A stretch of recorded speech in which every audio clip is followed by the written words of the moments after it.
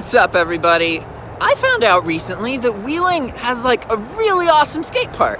It's like full-fledged, and it's like empty most of the time, at least most of the time that I come here.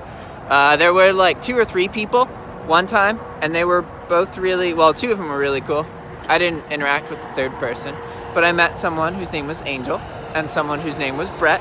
They introduced themselves and were friendly, and it was cool. It was the first time I've like had an interaction at a skate park with a stranger.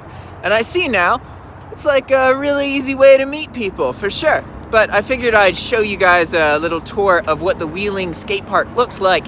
Because honestly, compared to the rest of Wheeling, like, let's just say there's a lot of stuff in Wheeling that's in like disrepair, right?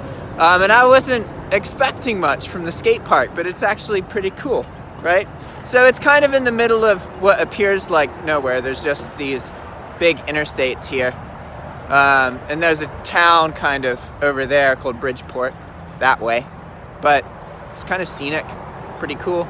There's this little picnic area and a water fountain, and then the actual skate park. So look at this stuff. I'm nowhere near confident enough to skate in this kind of environment, but like, look at all this. There's tons.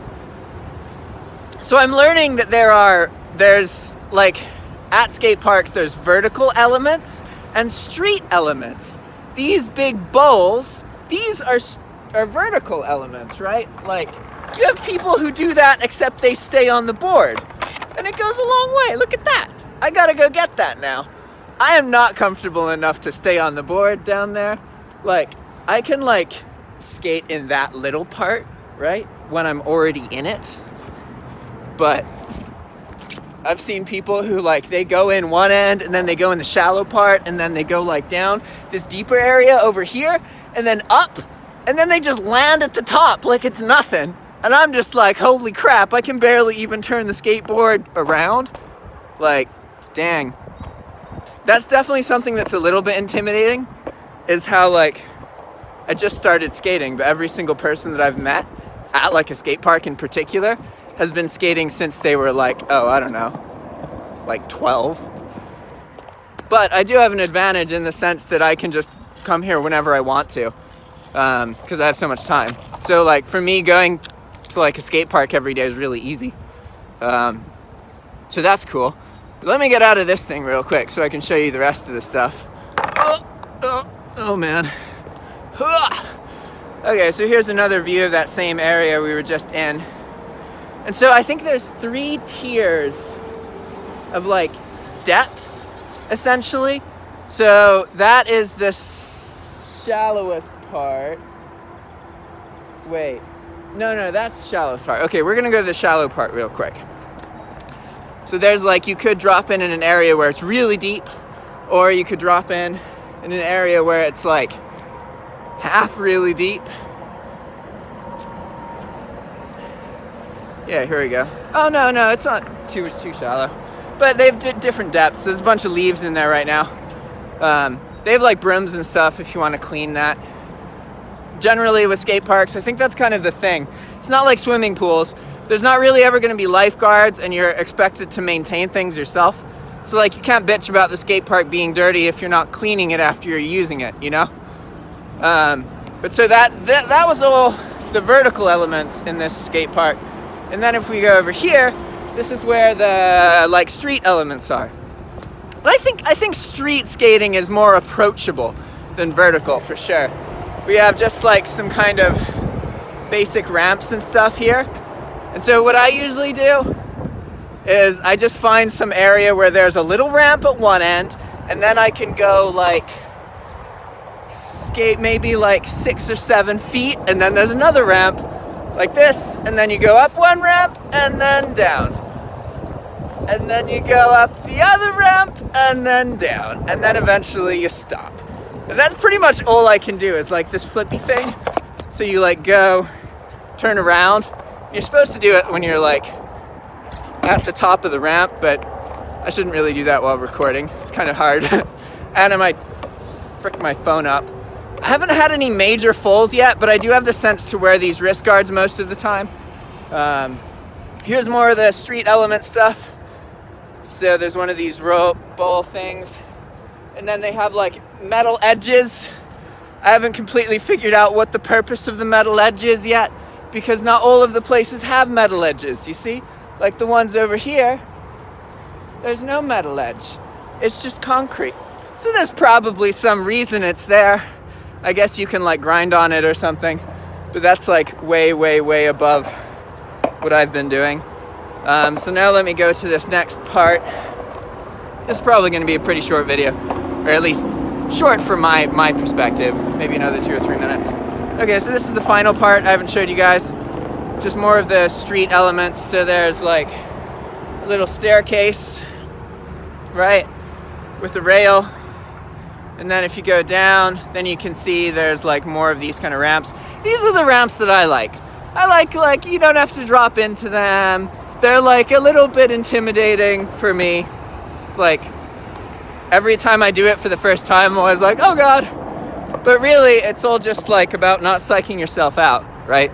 Because it's pretty simple. You just got to move predictably and don't be sporadic and maintain your balance. And don't do things that you're not ready for, you know, like stay within your comfort zone to a point, but I guess not. I don't really know what I'm talking about, to be honest. Like I said, I just started this recently. But it's been a really good coping mechanism. And by this, I'm talking about skating, by the way. Me as an individual, I spent so much of my life in front of a computer.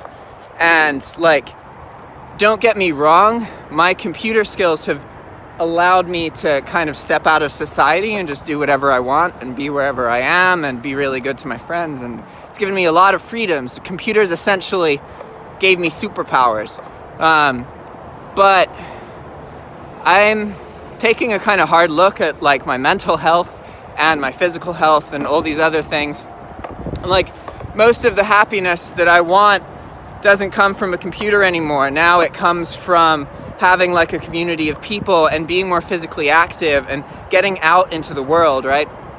And one of the big turning points for me recently is that I had been so obsessed about video game creation and wanting to do that. And I felt like because I wasn't working on video game creation, and that's one of my long-term goals, that I'm not progressing. But I'm coming to understand that like it makes more sense for me to do video game creation once my body starts to like decay and starts to deteriorate and I start having trouble with being like physically active in the world.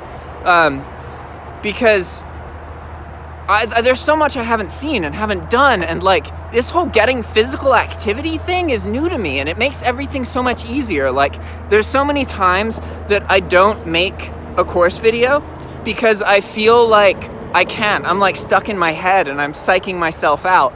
And with skateboarding, like I feel that way, but then I just keep skating and then suddenly I feel more together. Like it like helps me put my head together. It's really hard to explain. Cause like it's not like it's easy. Like whenever if I start skating, I'll try and do something I was able to do the day before and I just can't do it at all because I haven't warmed up and I haven't like gotten used to it. And you really have to skate for like 15-20 minutes before you've warmed up and then you're able to do the things you can normally do. And it just like it's a whole new thing in my life because I didn't have like I've never had enough physical activity. I think the only time in my life I did was like because I was walking to work instead of driving. But I'm just going on this rant just to show like it's kind of funny because when I was in Nicaragua, I was around a bunch of skaters, but I didn't really ever feel interest in skating. And I don't know why. I don't know. I just never thought about getting a skateboard, which is weird because I totally could have. Like I bought a skateboard for someone else, but it wasn't until I came back into the States and then it was like, oh, this could be something to fill my time with. And it's great because I get lost and I feel emotional and confused and like scared, and I can just go out and just like put music in and skate. And then it's not like it fixes those feelings, but it definitely helps me get out of my head and then just get like some endorphins going, and then I tend to feel much better and be in a better mood. And most of my video recording work isn't so much about like intelligence or problems, it's about my emotional state. And I record my best videos when I'm in like a good positive emotional state, which is why I focus so much, or at least why now I'm focusing so much on getting more structure, routine, and all these kind of things, so that I can increase my overall emotional state, so that I can increase the quality of my content. Yeah, I figured I'd just do this video showing you guys what the wheeling skate park is like, and then talking a bit about what I've been getting out of skating. Cool. See you guys next time. Ciao.